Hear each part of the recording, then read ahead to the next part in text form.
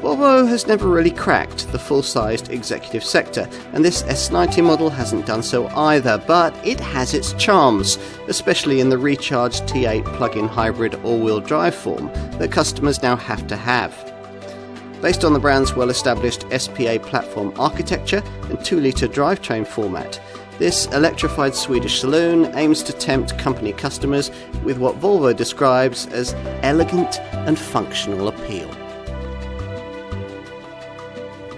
This S90 uses Volvo's more powerful T8 plug-in hybrid powertrain with 455 horsepower on tap. You're certainly never really prompted to exercise it, but if you ever did, you'd find that 62 miles an hour could be dispatched in just 4.7 seconds on the way to the governed 112 miles an hour maximum that all Volvos these days share. Once you've discovered where the drive modes reside, they're buried away in a driving menu on the centre screen, you'll find that ultimate speed is delivered by a power mode that sees both petrol and electric units permanently working together. Alternatively, there are 3 other drive choices: a hybrid setting that sees the 2 power sources cutting in and out as necessary, a constant all-wheel drive mode that gives you permanent 4x4 traction, and a pure setting that only uses the battery power and can take you up to 54.7 miles, way more than most people's daily commuting distance on a single charge. That the handling doesn't serve up anything that encourages much driving involvement has a lot to do with the rather vague steering, which doesn't improve much if you select the provided Driving Dynamics Steering Feel Firm screen option. Actually, if you do push on a bit, grip and traction are quite reasonable, and cornering body roll is better controlled than you might expect. But if you wanted a sports saloon, you wouldn't have chosen an S90 anyway. So it's best instead to settle back and enjoy the super smooth 8-speed auto transmission and this Volvo's unruffled poise and exemplary refinement. There's no adaptive damping system, and that's disappointing because you'd ideally want it in this car. The extra weight of the plug-in hybrid powertrain has robbed the S90 of the supple suspension feel we remember it delivered in the un-electrified versions available at the original launch. The centre screen also provides some battery usage options that allow you to hold charge until urban driving you might need to undertake later in your trip, or charge the battery from the engine while you're driving. As for the WLTP fuel and CO2 stats, well, the official figures are up to 104.6 mpg and between 19 and 61 grams per kilometre. The important thing, of course, is that the government believes the Fantasyland CO2 stats, so business users will be able to write down as much as 100% of the cost of an S90 T8 against their tax liability. And thanks to a BIK rating of 7%, a 40% taxpayer could be driving this variant while incurring a BIK tax bill of no more than around £100 a month. As with any plug-in hybrid, there's little point in purchase unless you establish a regular recharging regime for the battery pack, which in this case is 11.6 kilowatt hours in size. Customers will be able to buy a wall box from Volvo that will charge their cars on 16 amp power in about 2.5 hours.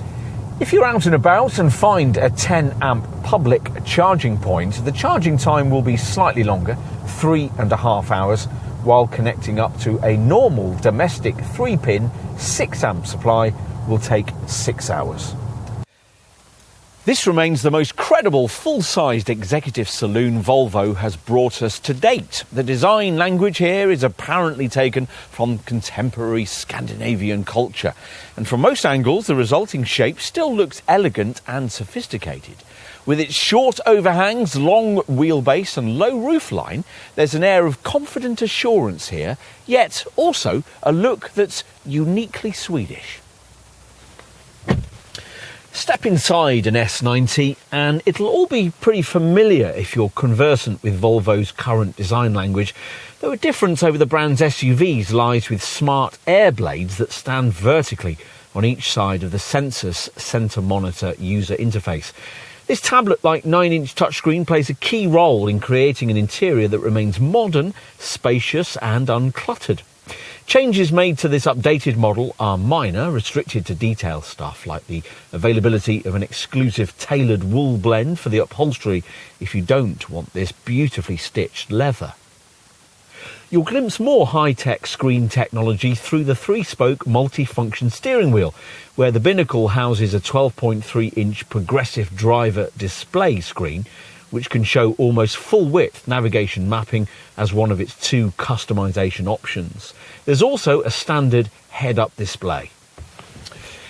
Let's take a seat in the back then. Now, given the extra body length that this S90 enjoys over some of its rivals, you'd expect it to feel pretty spacious back here, and by and large it is, a clever design of front seat back, further freeing up leg and knee room for rear seat folk.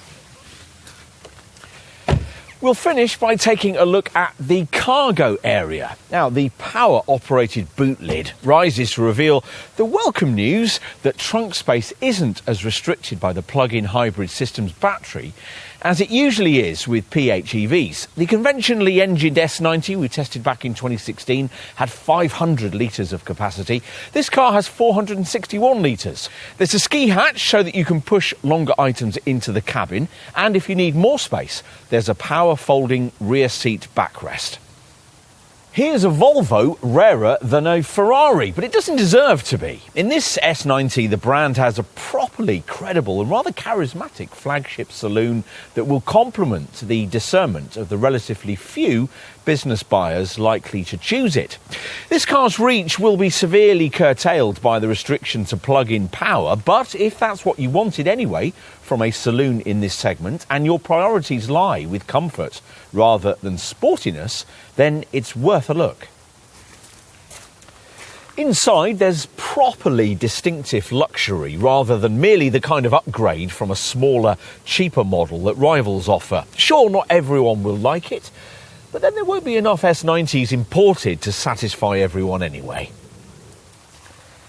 Those who do choose this car can justify their decision not only on the basis of wanting something different, but also through a range of more foundational attributes, things like impressive levels of standard equipment, class-leading safety, and a very high-end quality cabin feel, all combined with a rather unique blend of performance and efficiency. It's all quite unexpected, from a car that may well make you rather like the unexpected.